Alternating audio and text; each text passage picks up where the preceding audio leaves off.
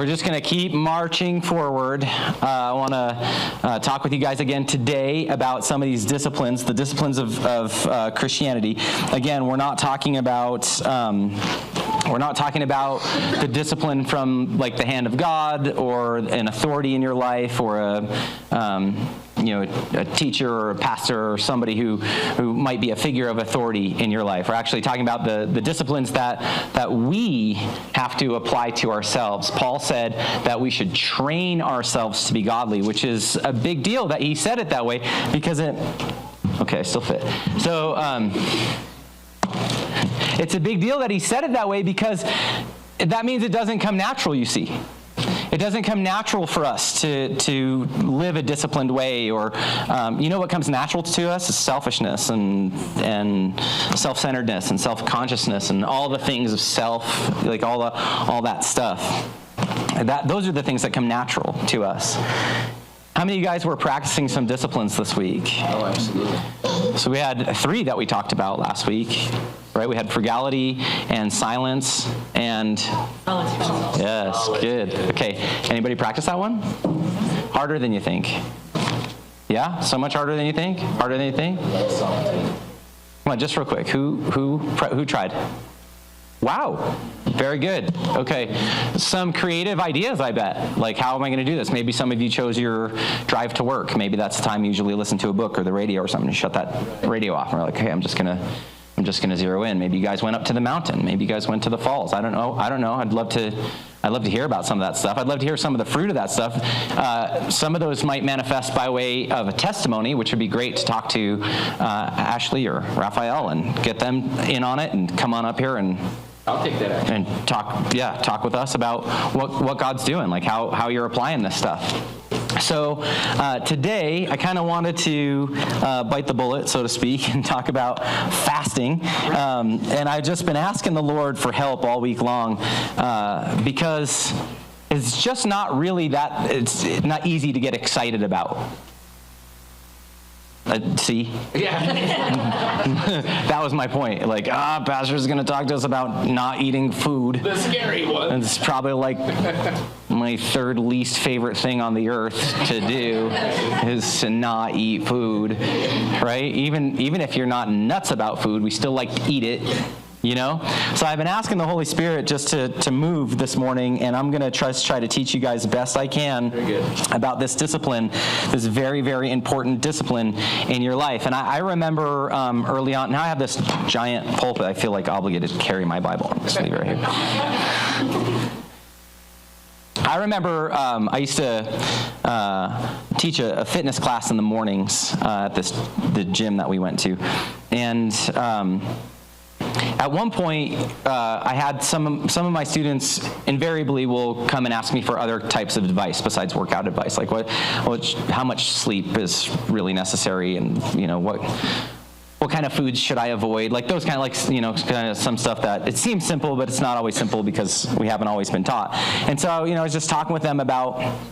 And these were older guys. These were like older women. So I'm talking to them about sleep, diet, and exercise, and how that all plays out. And I was like, okay. And then like when you fast, make sure you. And she's like, excuse me, hold up, excuse me. I'm like, yeah. She's like, did you say when you fast? And I said, yeah, when you fast. And I started to continue. And she goes, hold up. So you mean not eating food? I'm like, yeah, like when you fast. And then I started to continue again. She's like, whoa, wait a minute. Like you're not eating any food at all. Like no breakfast, lunch, dinner, like no food. And I'm like, yeah, like no food. Like you guys don't fast? And her eyes went from dinner plates to like this sense of bewilderment. And I could see it like a veil fell on the whole group. They're like, fasting? Like they had never heard of it or considered it. I grew up with the idea of fasting. I grew up in the church, and it doesn't seem foreign to me at all. I started very, very early in my life.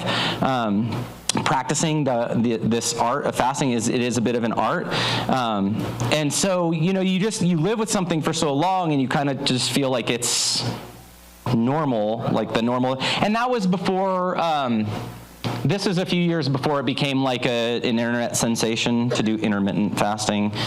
So it was like nobody was talking about it. And then I loved when that became a thing, it was all of a sudden it was like this, oh my God, this, yeah, exactly. This revelation I had, how to tend to our bodies. They're trying, you guys. They're trying. But it's still our stuff. So anyways, if that's some of you guys, if you're still a little like on the bewilderment side, like, man, I don't know about this whole fasting thing. Let's have a little experiment, okay? And I promise this, and I'll explain this a little bit later because people do get a little legalistic about fasting. I promise this isn't going to change how God is looking at where you're at right now. That's going to make sense in just a second, okay? So, all right, everybody who's fasting right now, like a state of fasting, stand up.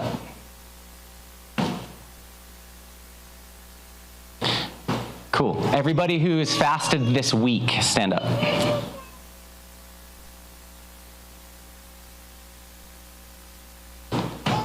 Everybody who's fasted this month, stand up.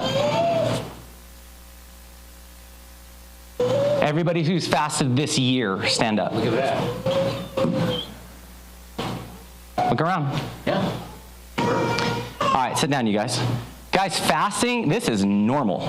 It is abnormal to eat and eat and eat and eat and eat and eat and eat and eat and eat and eat and eat and eat and eat and eat and eat and eat. It is normal Christian behavior. It is normal activity. And so if you're like, wow, this seems wild, this seems strange, who does this? Well, I mean, you just saw. There are people who are fasting right now. Ladies, there are people who are fasting for you right now. This very moment, not just this week. We've got this unbroken fasting chain, and we started about 7 days ago, and we'll continue on until, I don't know what day we started. 5 days ago? I don't know. I don't want to lie. It was this week. We started this week. Thank you. I don't remember. I wasn't the first one to lead off. Who was the first one? Were you the first? Thank you so much for doing that. So we're going to create this unbroken fasting chain for you ladies. Like, it's happening right now. We believe in it. We're working the tools that God has given us to work. And so definitely talking, first of all, to the right crowd. If you guys are already fasting, you're seasoned fasters, you're new to fasting, this message is going to bless you. It's going to help you. I'm going to give you some tips and some tricks and some things that you can use in your fasting. If you've never fasted before, talk to somebody.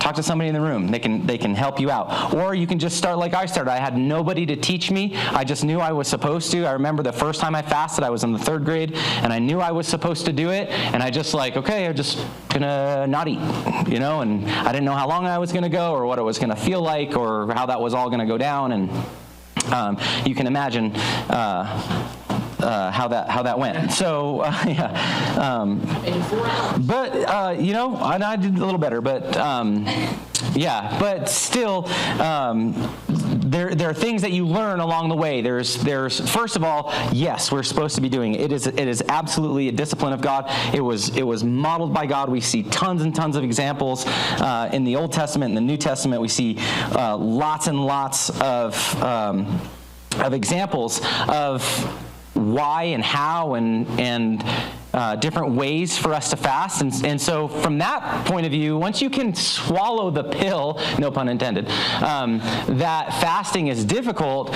there's a lot of really kind of cool adventures. You can go a little different ways that you can try to fast, or different things that you can experience while you're fasting. As I told you earlier, when we sang that song "Prepare the Way," I was in a season of fasting, and that's one of my favorite.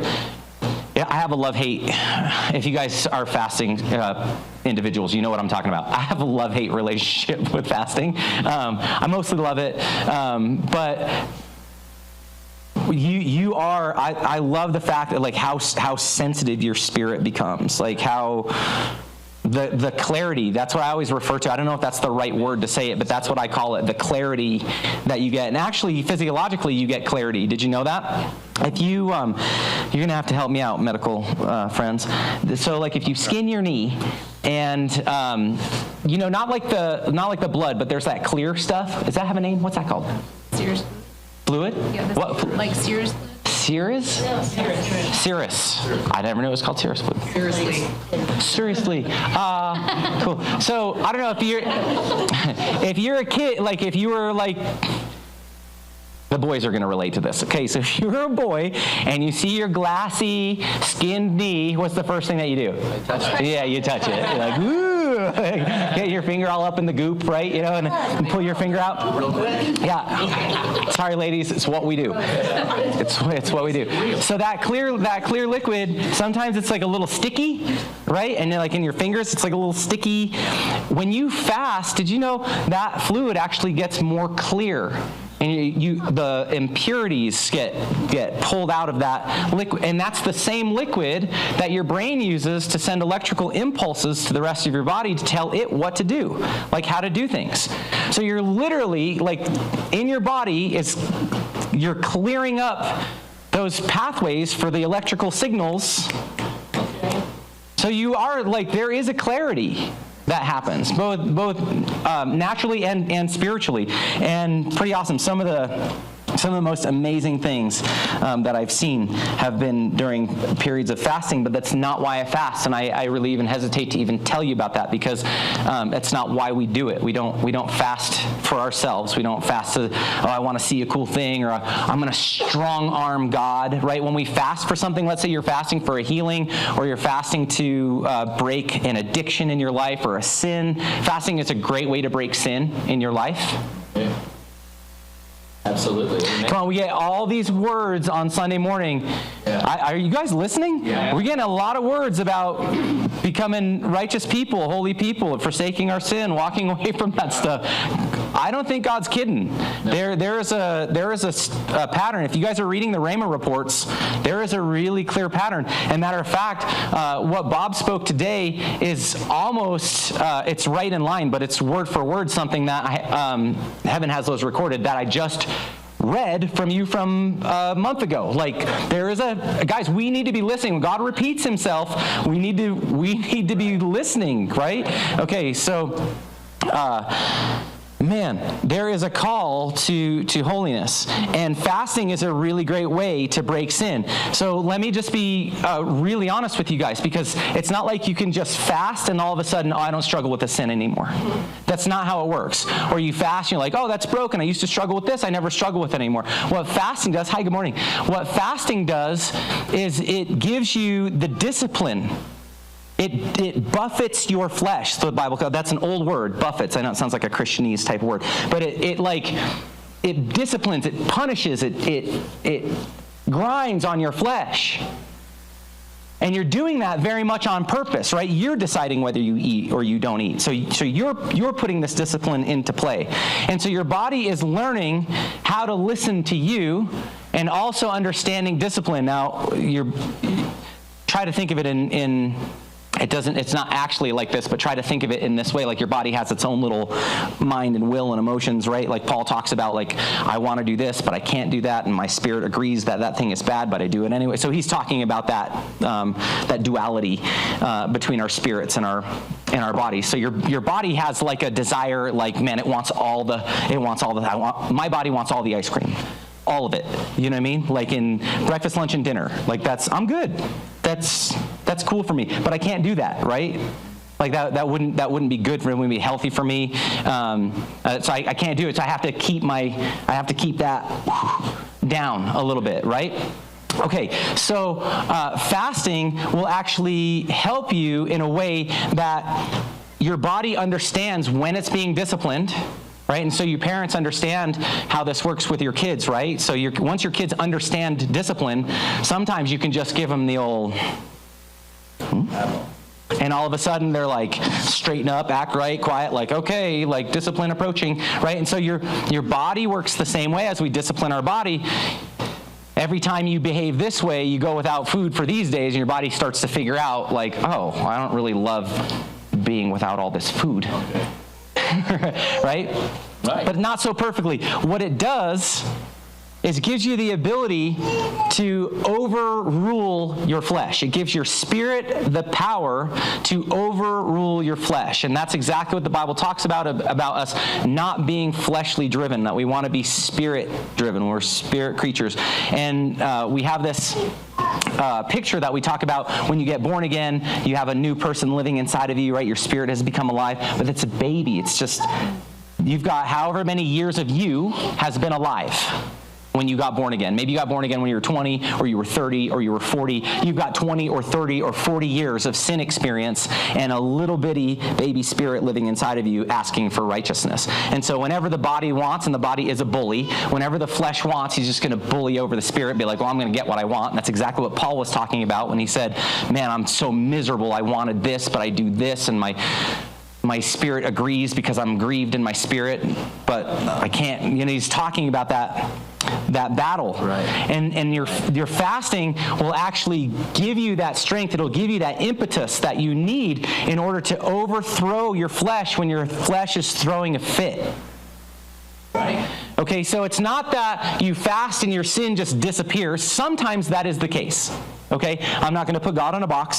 Sometimes God will just deliver us in certain circumstances, and I love that. It's lovely when that happens. I rejoice in it. I love to have those individuals up at the pulpit talking about like how God just like, I'm delivered from alcoholism. I don't have a taste for it anymore. I was, like everything's great, like awesome. So I love that. But I also love to hear about the people who get up on the pulpit and are like, hey, I've been sober for 6 months, and every day is work, and I try really hard, and some days I feel like I'm going to fail, but I just trust in the Lord every day. And I think that testimony is equally as powerful.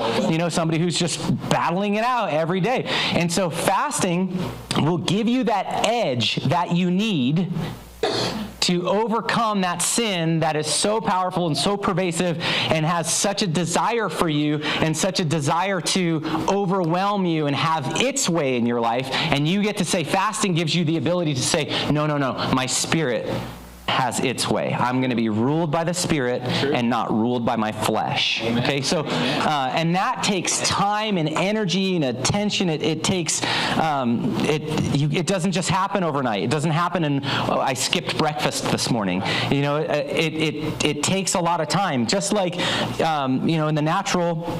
I like how Paul likens this idea to the natural. He says, train yourselves to be godly. And he says a little earthly training, like physical training, does you a little good, but it's the same way. It's not like you're like, man, I want to like be really muscular, and then you go into the gym and you do 10 push-ups and you're like, done. Where's the photo shoot? I want to be on June. You know what I mean? It doesn't. Yeah, it does. Yeah. So it doesn't work. It takes time, and for you guys who know, especially you guys who are going like totally natural in the gym, you know what I'm talking about. You know how difficult our gains are. It's really, really difficult to put gains on the mat. So see a lot of pharmaceutical gains in the gym, and that can be discouraging for us who are naturals. But it's just the way of it. So we have fasting will give you that edge. My favorite example of like a group fast, like where the men are doing for you ladies. My favorite example in the Bible, there's lots of them, but my favorite one has got to be when Esther asked Mordecai to have all the Jews fast for her before she went to see the king. Ahasuerus, which sounds like a hakalugi. Yeah, to me it sounds like a detective dinosaur in Ahasuerus. But yeah. I discover things. That's my dinosaur. It's not a very good dinosaur, but that's my dinosaur. Okay, so. Yeah, so she had her uncles. Her uncle's like, hey, you guys remember the story, right? Like, hey, you got to go in and talk to the king. She's like, king he's got to point a scepter at me, or I'm toast, and he hasn't even called me in, let alone pointed his scepter at me. Like, I haven't even been to see him. And he's like, well, you got to go. And she's like, I'm gonna die. He's like, maybe you were born for this. Maybe this was your time. This is your moment. This is your. And she's like, okay, I get it, but I can't just go. I need some backing. Can you pray for me? He's like, yeah, I'll pray. And so, how many times do we do this, church? How many times do we do this? Will you pray for me? Oh yeah, I'll pray. And then, you're on to the next thing. She's like, no, I need you guys to pray. I need you to fast. And he called the entire group to fast and pray for 3 days before she went in to see the king. And you can't tell me that that didn't have an effect, because we get to see the effect of it. So we know that that's going on. I don't want to spoil the story for you. It's only like 6,000 years old, but you can go in and read it for yourselves. So if you haven't in a while, just go back and check it. So really, really cool how, so we don't know, we don't get to decide, we boys, we don't get to decide what that's doing for you ladies. We don't, but we know that it's doing something. And that really is the key to faith and the key to the power of your prayer. Like when you lay hands on somebody, you have to understand that something happens. Maybe you get to see it, maybe you don't. It's likely that you don't. But it doesn't matter, right? Somebody comes to you and asks for healing, or you ask to lay hands on somebody because they need it. Just understand that whenever you lay hands on somebody, there is a transference. Something occurs. Something happens, right? And sometimes you get to see it, and sometimes you don't. And so here, these Jews are fasting on behalf of Esther, and we all know how the end of that story goes. So I want to show you the scripture, in Matthew 6, 16 and 18. Will you put that one up for me, guys? Oh yeah, sorry, I fast forwarded through that. Sorry. All right, so this is from Jesus. He says this. He says, "And when you fast," okay, we don't even say anymore. Right? He says, and when you fast, what does that mean? You do it. You're supposed to be fasting. Like it's part of our deal. It's part of what we do. And when you fast, it was just like what I said to that lady in my exercise class. And I'm like, hey, when you fast, and I just started to hold up, wait a minute. So Jesus goes on to say, when you do fast, and this is where our religious-hearted friends have kind of pulled things out and made this to say something that it doesn't, but he's just going on to give us some advice. He says, don't make it obvious like the hypocrites do. Don't look miserable or disheveled. He said, when you're fasting, just keep it between you and God, and don't make a big public spectacle of it. And that's what was happening. People were going out and like trying to make themselves look all holy and pious, and so it's not that you can't tell somebody when you're fasting. You just can't make a spectacle out of it, right? You just don't. Come on, right. God's people have to be the champions of common sense, don't we? We do. Right? But like, I can't tell anybody what I'm doing. So are you going to lie to somebody? Does somebody ask you out to lunch? You're just going to like lie to them, or why aren't you eating today? Well, I'm fasting. Just don't make a big deal about it. And I tell you what, when that stuff comes up, I've had more opportunity to witness to people just telling them that I'm fasting. Like, what's that about? Why do you do that? Well, let me tell you. Right. I was on a really long fast one time, and I had this really important meeting to go to, and I really wanted to bless this group that was coming in. It was a morning meeting, and so I made him this breakfast. We did like eggs and bacon and all this. I know you're not supposed to talk about food on a Sunday morning, I know. But we, like, all the things, right? All the things. And these guys, like, they ate like kings. It was awesome. We had this great meeting, and it was very, very good. And I remember one of the people at the meetings, because I was kind of just serving everybody, and that was a really good excuse for me not to be eating as well, because I was like busy just doing the work of serving everybody, whatever. And then at the end, I sat down and I joined the meeting, and we were just talking about stuff. And at one point, somebody looked over at me and said, "Hey man, are you gonna get any food?" And I'm like, "No, I'm not eating today." Like, "Oh, really?" I'm like, "Yeah." They're like, "Tell me about it. Like, why are you sick?" And I'm like, "No," because that's what really what they're like. "Are you sick?" Like, "No, I'm not sick," because they just ate this food that I had in my hands, and So, no, I'm not sick. I'm fasting. And they're like, "Whoa, what's that about? And how long you been fasting?" They found out, so I'm not going to lie to people. They wanted to know. Just tell them about it. So they found out how long I've been fasting. And this one lady that was in the meeting was like, "Oh, I'm so sorry." And I was like, you don't have to be sorry. Like, I chose this. I want to do this. Nobody's making me do this. I don't feel uncomfortable. Like, I feel great, And you guys know that I've told you before, if you're fasting, especially for long periods of time, one of the ways to be successful is not to avoid food. Like, when I fast, I handle food. I make meals for people. There's something comforting about it. Food's a big part of our lives, and so to just remove yourself from it completely makes it much, much worse. But if you can handle it, if you can handle without snacking, if you can handle it, it's a great tool that you can use. But I just remember the shock, and she was just trying to say something nice or comforting or like, I'm sorry, like no, I did this on purpose. Like I want to do this, and I can stop right now if I wanted to. Like I'm not under any obligation other than my own commitment. I could have breakfast right now if I wanted to, and that's empowering, right? It's not a big no. It's like it's a big not now, okay. Which makes it so much easier. So when you give up food that is both enjoyable, how many of you guys enjoy food? Yeah, we enjoy it, right? Yeah. When you give up food that's both enjoyable and necessary, you draw God's attention. Catch that? So why do I fast? Why would I do this? You do it to draw God's attention. Right? I want to draw myself to Him, and I want to draw Him to me. And so Jesus warns us about fasting. He says, make sure that when you fast, and then he goes through, like we just talked about, don't act like the hypocrites, don't make a big spectacle out of it.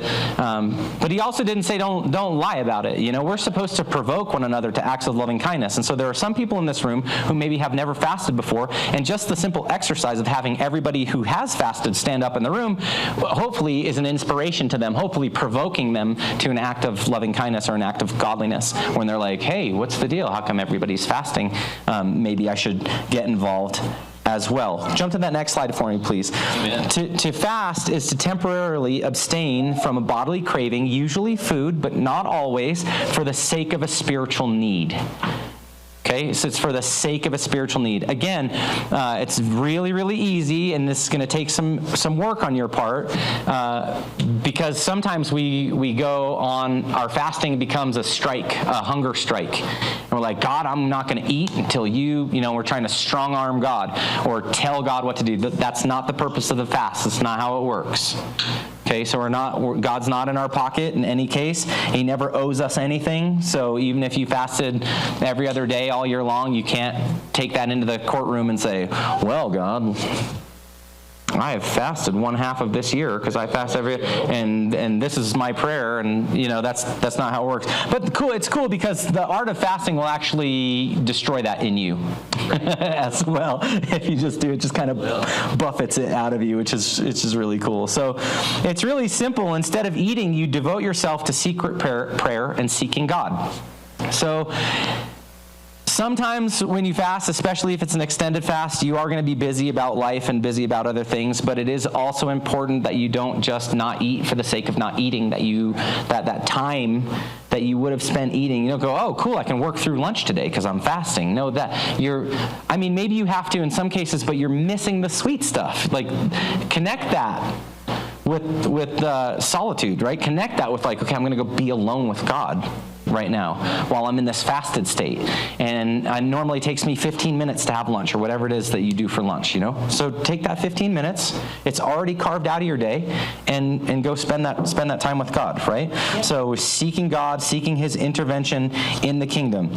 And if you've never fasted before, if you've never gone without food, the idea of it, I understand. The idea of it can be a little unsettling. Right? And then there are those who ask very different questions. People are like, oh, okay, I'm interested in this fasting thing, but they have different questions like, can I hold out? Can I actually make it? Does it hurt? Right.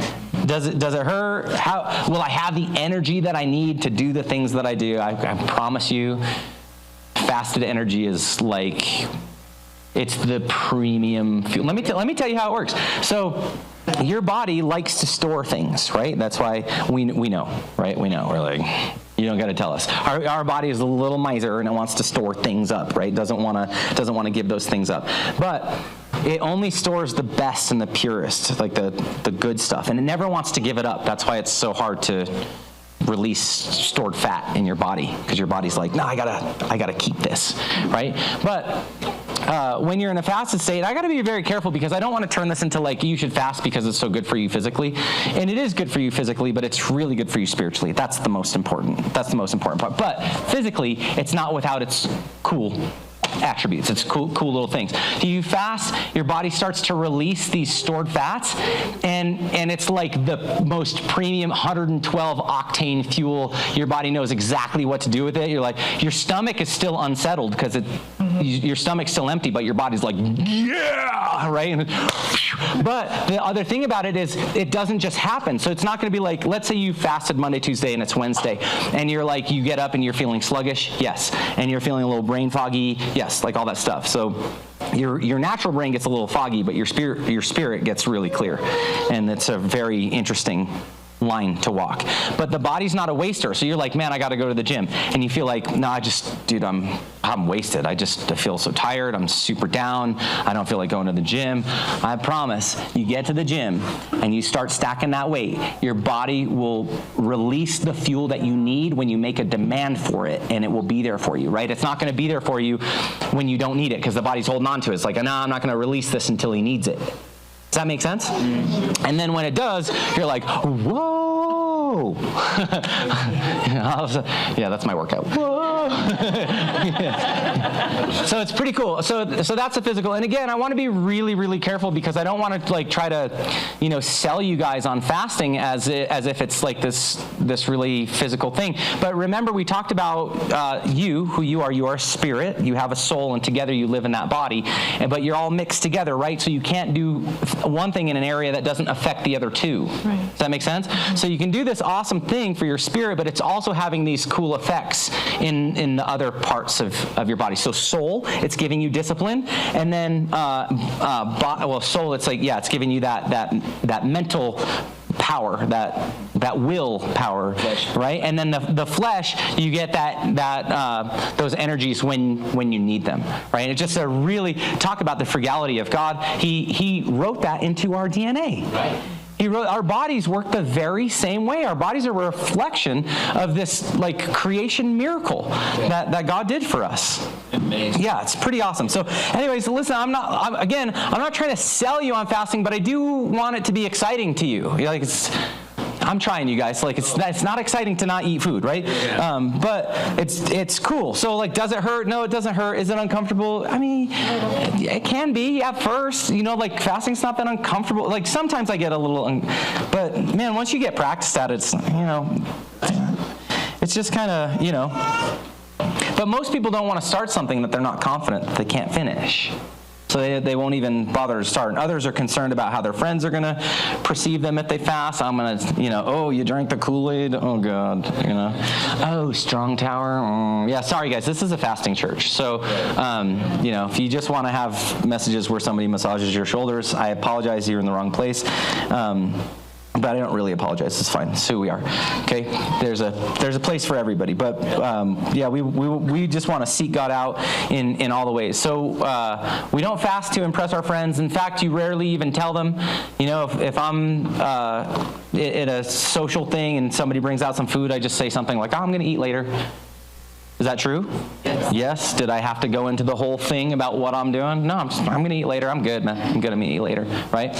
And it's like really not that big of a deal. So that's one way. And you should also don't be so afraid to talk about fasting like, I'm going to lose my reward if somebody finds out. That's not true. You're going to lose your reward if your heart's not right and you're out there bragging to everybody about what a spiritual giant you are because you're not eating food. Right? That's when you lose your reward. Do you guys? Okay, so we need to be the champions of common sense here. All right? So you should talk about it to those who, you got your friends who are with you. Sometimes I have to talk about it. Sometimes I have to call my friend and be like, hey, I'm struggling today. I need a little help. Or man, my mind is fuzzy or whatever. I need a little prayer coverage. What's going on? Are you sick? No, I'm not sick. I've been fasting for a couple, whatever the thing is, And so it's important to have some people in your circle that you can talk to about. That's very different than sending out a church-wide note on Facebook. Hey, everybody, I'm so amazing. Look what I can do. I can not eat food, right? So So as you heard earlier, Jesus said when you fast, comb your hair, wash your face. Very, very practical. I love how practical Jesus is, because if you're like on an extended fast, you're going to stink. So take care of yourself, right? It's a thing. Fasting breath is a thing. Fasting body is a thing. Like, oh God, it's a thing. So take care of yourself. Shower up, you guys. Shower up. You might need to up your shower game. Maybe you're a 1 a day or 2 a day, or I don't know what you do. But you might need to add another one into the rotation one on an extended fast. If not to disguise it, it'll just for the rest of us. You know what I mean? Like just do it for the rest of us. And we do appreciate you guys. So, and then Jesus says nobody will notice. Like, it's just, you don't have to like do it to make a show so that people will notice. Don't appear to be fasting, right? So when I fast, I do all the things that I normally do. You should do all the things that you normally do. You go to the gym, go work out. Don't be like, man, this workout was especially tough for me because I'm fasting. It's just like, if somebody in the room knows you're fasting, then just fast, but like, that's fine. Do you see the difference? Yeah. Do you see the difference between the two? Okay. So, but just do what you normally do and be amazed. This is one of the gifts of fasting, is you will be amazed how the Holy Spirit supplies you with the energy and the power that you need when you need it. The words that you need when you need them. Like, how am I going to explain this to so-and-so? I don't know. And Holy Spirit's not going to tell you until you open your mouth to speak, because he's not a waster. We all want the words beforehand, right? But that's not how he works, right? So Jesus is reminding us not to make an outward show of our religious dedication to God, and it's okay to be dedicated to God, just to keep that commitment between you and God, to keep it private. You don't have to tell all the whole world, right? Other times you participate in a more public fast, like a 1090. How many of you guys have done a 1090? Okay, this is like a public fast. Like, we're all talking about it. We're all kind of doing it together. We're all kind of going somewhere together, and that's pretty cool. Do you think the Jews were talking about it when they were fasting for Esther? Yes. Do you think they were? Yeah, you bet they were talking about it. You bet they were like, oh my God, how many days are we doing this? For real. Just give me an end. And honestly, if you set up an end date, it really does help your fast, right? If you don't set up an end date, if you're like, I'm going to fast as long as I can, you're on the road to failure. Right? So we're going to talk about planning in just a second, okay? But fasting is a biblical discipline that can help anyone to improve their spiritual fitness and jettison them on the track to being a spiritual warrior for God. And that's what we want. We want to do warfare for God. That's really what it's about. So some have been misled into thinking that Christians don't really require much discipline, that we're just free to be free. We love to talk about that. I do. I love to talk about our freedom in Christ. We are free. It was for freedom's sake that Christ set us free. That's 100% true. Just like I love to talk about the fact that God loves me regardless. Like, he loves me no matter how I am. He accepts me, and he loves me, and he dances with joy over me, and he accepts me into his kingdom. But I can't just focus on those things, because remember, we talked about this last week. I can't just focus on that convenient truth, because if I focus on that convenient truth too long, it's going to lead to a disastrous outcome. Yep.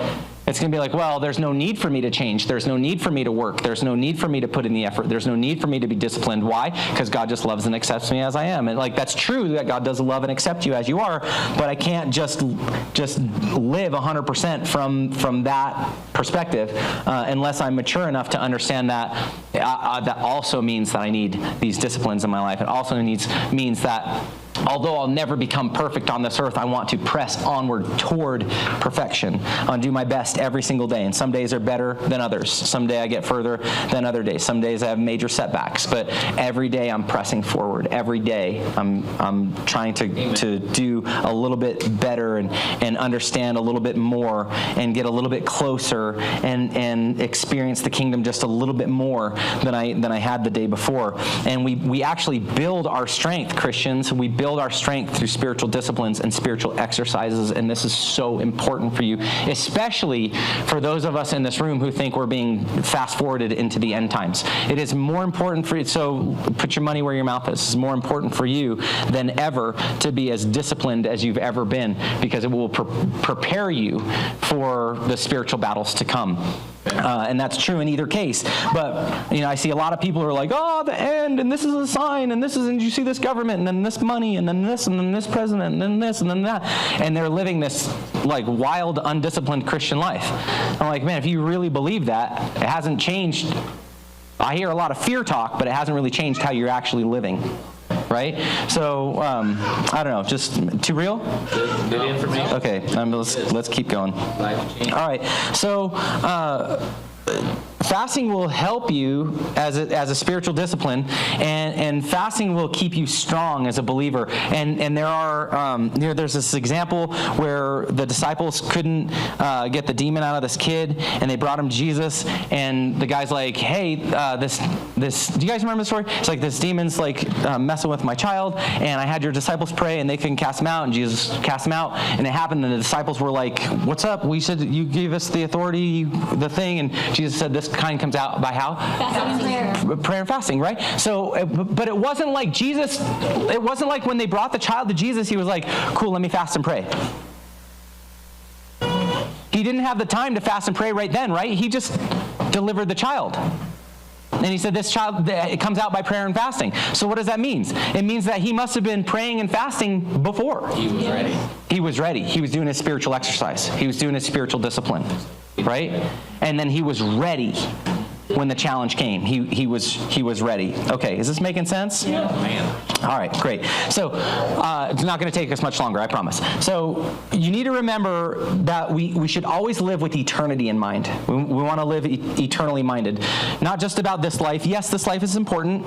We talked about this last week, remember? So I'm doing a little counterweight here. So last week we talked about this life is very important. Jesus does care about this life. He wants to be involved in this life right now. Yeah. Okay, so we've got that, but we're also mature enough to understand that we also need to be eternally minded. We need to be thinking about the kingdom, thinking about big picture items, right. What God actually wants to have wrought on his earth. So we think with eternity in mind, right. Okay? And when we do that, it helps us to reflect his glory and his nature to this earth. That's what we're supposed to be. We're like mirrors down here. We like look up at the light, and we're supposed to hit that light and then kind of reflect it right into the, like, direct it where it needs to go. Just reflect that light. Okay, so that's what we're supposed to be doing as believers. Okay, and honestly, that's what this series is all about. So we're learning about all these disciplines, which there are how many, by the way?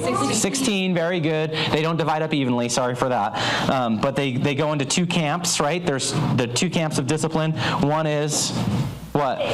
Disciplines of, I'm sorry, who said engagement? Yes, engagement. And the other one? Self-restraint, exactly. So fasting is what?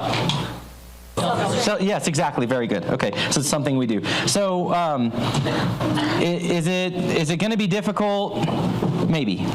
Is it going to be hard? Maybe. Is it going to be worth it? Yeah. Absolutely. Yeah, it'll be worth it. Absolutely. Okay. So if it's your first fast, if you never fasted before, so last week, remember, I tried to challenge you guys to give you some stuff to work on during the week. And hopefully that carries out not just through the rest of the series, but for the rest of your lives. You're practicing these disciplines. So this week, you can hang up the other disciplines that you worked on the week before. You'll come back to them and just work on this one. And then next week, we'll do the same thing. Okay. And then I do want you to go back to them, obviously, and start working all 16. But this is your week. I'm giving you a pastor reprieve. You don't have to worry about stacking all your disciplines. Like this week, I just want you to think about this one. Last week, you thought about the other three. So this week, I just want you to think about this one and how it applies to your life and how you can make it work in your life. It is a big one. That's why we're taking today just to talk about this one. And I did that with a couple of these. Most of them I try to stack in the messages. Like last week, I did 3, but so fasting is a little bit like climbing a mountain. Who in here has climbed a mountain? Yeah, most everybody. We love the mountains, don't we? We love being outside. If you've hunted, man, you just like to see nature things. It's very, very cool. So fasting's a little bit like climbing a mountain. It's demanding on the spirit, but it's also demanding physically. So set out on this adventure with a very clear understanding about what you're doing and the knowledge that the road ahead might be difficult. Understand that. That makes it a little easier to deal with before you get there, right? Like, is this going to be tough? Yeah, it might be a little tough, but I'm prepared for it, right? I'm ready for this, and understand that the benefits are always worth it. So start small. If this is your first one, start small, and God will honor your first step of faith. He'll honor that first leap, and it might appear very small to somebody else. It might not appear like a very big deal to somebody else, but it might be a huge deal for you and a huge move forward. So let God be the judge of those things. People don't get to judge your fast. You get to judge your fast, okay? So you get to decide. And just leave your hearts open to the Lord working in your life. And your attitude is a very, very serious part. Guys, I'm trying to give you I'm doing my best to give you some keys and some tips to fasting. Your attitude is so important during your fast, okay? It's just like the guy who's wooing the girl and wants to propose. It's not the length of the proposal, the long words that he said while he was on his knee, and the photographer that he had hidden over here, and the country that they jettisoned themselves to be there. It has nothing to do. That stuff is nice, but it has nothing to do with all those things. It's the heart of the groom to be that wins the bride. Right? It's his heart, ultimately. It shouldn't be any other thing. And all the other stuff is awesome. All that other stuff is nice, right? But it's the heart. And so the attitude is very important, right? And it's the same thing with your fast. So it's not necessarily about the length of your fast. It's about your heart and your attitude in your fast. And you have to protect it. I don't have time to give you a dozen examples. I'm going to give you one very clear example. And hopefully, as you meditate on it, that will open you up to some self-discovery about some other examples for yourselves. So my wife and I have a long-standing rule in our house because we're a fasting house. So at any point, if during our fast we have completely lost peace and we are arguing, nitpicking, fast is over. And you may be like, some of you who are new to fasting be like, that's not a punishment, I can eat, like that's awesome, But when you understand how sweet it is to sacrifice to God, and you want to bring him a sacrifice, you don't want to do anything to jeopardize your fast. You don't want to do anything to stop that thing from happening or to make it stop early, right? And so we have this long-standing rule. Like now we have a little more experience. So now sometimes we'll give each other like a, hey, you want to check yourself or you want to stop fasting? In the beginning, it was just, you're done. You're done, right? Now, after years and years, 20 of them, now after years, it's, you want to rethink that, or do you want to stop? We go, ooh, thanks for the warning, thanks. But in the beginning, we were each other's keeper, right? And Tanya would say, hey, things are getting spicy, you're done. You done. And I go, okay, I got to hang it up. I'm going to eat today and tomorrow, and I'll start again the next day. I'll just try again. And man, that is a tough bit of submission when you've already put in 3 or 4 days and you're like, oh, I put in this time, and she's like, well, you blew it.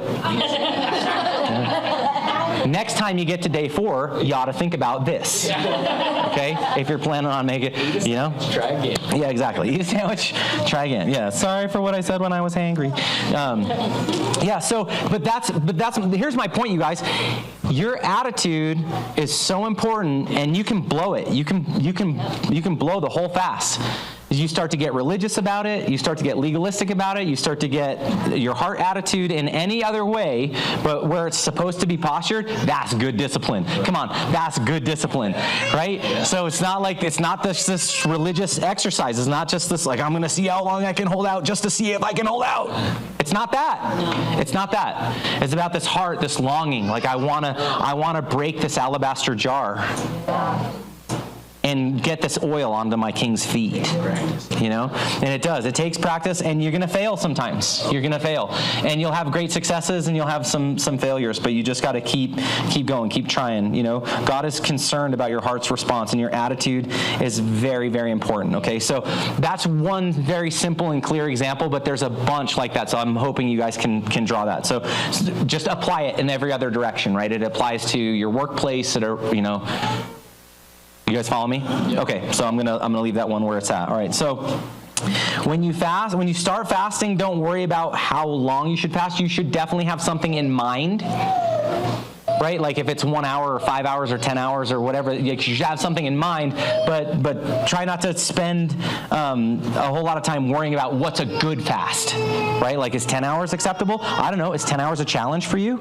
Is 10 hours going to be a sacrifice for you? Is this going to be difficult for you to do? And if you're like, dude, 10 hours easy. Like, if you're accustomed to not eating breakfast in the morning, don't tell all your Christian friends that you're fasting until lunch. You're not fasting until lunch. You're just living like you normally live, right? And what would you do that for? You're doing that so you can get the little massage from your friend. Oh, cool, you are spiritual. Oh, cool, me too. Like, we're doing this, you know? So, listen. Yeah, try not to, just make sure your relationship with God is in good working order. God is aware of everything, and he understands the sincerity of your prayers over and above their length. Okay, so if you've never fasted before, just start with a one meal skip. We're going to talk about that again in here in just a second. But just understand that God understands your heart, right? I know sometimes I pray with people. Sometimes I have a lot of words. Sometimes I don't have a lot of words. You know, sometimes I have a lot to spill out, and sometimes I don't. My favorite prayer is one word. Right? It is my favorite prayer. Help! And when you pray that prayer, it is sincere, right? It's quick. Your heart's there. You're like, help! Well, you're like, you didn't come before God. Oh, the living God, Father in heaven. You know, like all these things. Like, yes, that's all good. Like, it's fine to, you know, I'm not trying to pick on you guys. Like how you pray. Pray how you pray. But my point is, it's not like if I pray a really long prayer that God's going to somehow answer. Or if I shout, you know, God's not deaf. And sometimes you get in groups and people just start shouting. Like, I get it. Sometimes I get stirred up and stuff. But God's not deaf. You can just pray. He hear you. You know, he's good. He hears you. Matter of fact, before Jesus prayed for Lazarus, it's one of my favorite examples in the Bible. We just watched it in The Chosen recently too, which was, I thought they did a great job on this particular part. But he gets up to the tomb and he says, Father, and he starts to pray out loud. And what's he say? What does he say? You remember? You always hear me. But this time I'm praying out loud so that they can hear, so that they can know. So he always hears you, you know. King David talks about how, you know, if you're stressed out and you're like, God heard that prayer. Oh, man. So good. So God's aware, okay? He's aware. So the Old Testament Jews were required to fast one day on Yom Kippur every year. According to the Jewish calendar, the day began at sundown, right? And then it ended at sundown the following day. So God taught the Jews and he taught us how to keep time and keep calendar and all that stuff. And actually, we're doing a little differently than God told us to do it. It's weird that we have a leap year and 31 days in her 30 days when they all fit perfectly in a different system. Anyways, it's a different conversation for another day. Anyhow, we understand how to keep a day. God said it in Genesis 1:5. He says the morning and the evening was the first day. Okay, so jump to that next slide for me, please. All right, perfect. So here's an example, guys, of a one-day fast. Okay, this is a one-day fast, and I wanted to make this really, really easy to follow if I could. So one-day fast looks like this. Let's say it's Monday, Tuesday, Wednesday. You eat dinner on Monday, and then you start your fast. What does that mean? It means no snacks, right? Then you go to sleep on Monday, and you wake up on Tuesday, and you skip all those meals and snacks. And then you go to sleep on Tuesday. You're like, Pastor, what about midnight? You go to sleep on Tuesday, and you wake up on Wednesday, and whenever you normally break your fast, and maybe it's breakfast, maybe you always skip breakfast and you go straight to lunch, maybe you want to eat breakfast because you didn't eat yesterday, that's okay too. You break your fast that next day, okay? Don't call me and say, Pastor, that's a 36-hour fast. I don't want to hear it. That's rookie talk. Come on. Okay? You want to fast for a day? You fast for a day. Okay? That's what a day fast looks like. Don't count your hours or your minutes. It's been 726 minutes. Woo! I get it. It's difficult. I get it. It's tough. It's tough, but it's part of the discipline. Okay. So if you're fasting for a specific answer to prayer, you might want to consider inviting somebody else to fast and pray with you. There's strength in numbers. There's power in agreement. God says that a 3-string cord is not easily broken. Jump to Matthew 18 for me, please. It says, I tell you the truth, whatever you forbid on earth will be forbidden in heaven. Whatever you permit on earth will be permitted in heaven. I also tell you this, if 2 of you agree here on earth concerning anything you ask, my Father in heaven will do it for you. Hallelujah. Okay, so these verses are not just about prayer. They're also about the commitment we make when we agree with someone else. Okay, so jump to that next one. I think it just says fasting. All right, we just want to talk about just purposeful fasting. So when you're getting ready to fast, just look within your heart, kind of figure out why I'm fasting. Sometimes you might want to write something down, like it'll keep your focus. You know, day 2 comes, day 3 comes, and all of a sudden you're like, what am I doing this for? And beware of the traps, guys. The enemy knows what you're doing. He knows what you're up to. He's wily. You know, all of a sudden somebody's going to bring your favorite, not just some food to the office. It's going to be your favorite food. It's going to be like the muffin that ends all muffins. It's like it's got more blueberries than any muffin you've ever seen before, and I promise it doesn't taste as good as it does in your mind. It doesn't. Just stick to your commitment. Have an idea in mind about what you want to do. Yeah, exactly. You can always have one later. It's not no, it's just not now. Right? And that's one of the tricks that helped me early on. You know, if I wanted to eat something, it's not no, it's not now. Matter of fact, we during the 1090, we have like a fasting list that we come up with. It's usually just me and Raiden. But basically everything we have a craving for, we write down on a note, our 1090 notes. And then after the 1090, we just go through them one by one and we eat the thing that we wanted to eat. Yeah, and sometimes. Normally you eat your first meal and you're like, none of this looks good. I don't know why I was even craving that, you know? Like 2 or 3 things always appear on my list, and I never eat them after the 1090. But for some reason, when I'm fasting, anyways, it helps with the, you know, because the body's like, I don't wanna, and you're like, okay, it's not no, it's just not now. You can have it. You can just have it later, and the body's like, all right. And then you just move on. So maybe you only have a general idea about why you should fast right now, but take the time, write down some of your reasoning. And it will help to sharpen your focus. And like I said, plan everything. If you don't plan, you're going to end up, well, you might fail outright, but you don't even really know what a fail is. Right? If you're just like, I'm just going to go. And yeah, if you're just going to fast until you can't fast anymore, you're not going to make it till tomorrow. Your body's going to think of something. You're going to have this thing. Yeah, so just come up with a plan. Plan to succeed. Don't determine in the beginning not to give up at the first sign of discomfort. Just plan in the beginning. Like, hey, I'm just going to, and again, start small, okay? I think it's very, very important that you make your yes mean yes and your no mean no. So start very small. If you can't go a day, what can you go? Can you go a meal? Okay, go a meal, but then do it. Right? Don't not do it. Like, make your yes mean yes and your no mean no. All right? So really quickly, I'm going to fast forward through this just as. Okay, jump to that next slide for me, please. We really don't have a lot of time to talk about this stuff, so I'm just gonna touch on it real quick. All right? So here are some tools that you guys can use. These are tools that I use as well. The daily, the Daniel, the kings, and the things. So the daily is like your daily fast. We just talked about that, what it looks like to do a fast. So just plan. What's the plan? You're going to do a couple days, 2 days, 3 days, whatever the day is. Listen, if you can make it past day 1, you can make it to day 5. I'm telling you. I'm telling you from experience. There's another hurdle, like, you know, midday 3, midday 4, but 5, like, you can. But practice at it. Just practice at it, okay? So that's the daily. You can just set a certain amount of time. One day, maybe 1 day a week, or maybe you want to do Tuesday, Thursdays. I feel like it's more difficult to split days. Do you know? Do you too? Yeah, I feel like you take it how you take it, but yeah, you get that little bit in the middle, and then you got to fast again, and it's like, I'd rather just fast for 3 days. Right. Yeah. Okay, then there's the Daniel. There is the Daniel, but Daniel is also like, there are types of fasting like the Daniel that you can do. The Daniel is like when you only eat things that come from the earth, And I know you carnivores are like, animals come from the earth. Okay, it's not that. Okay, it's not.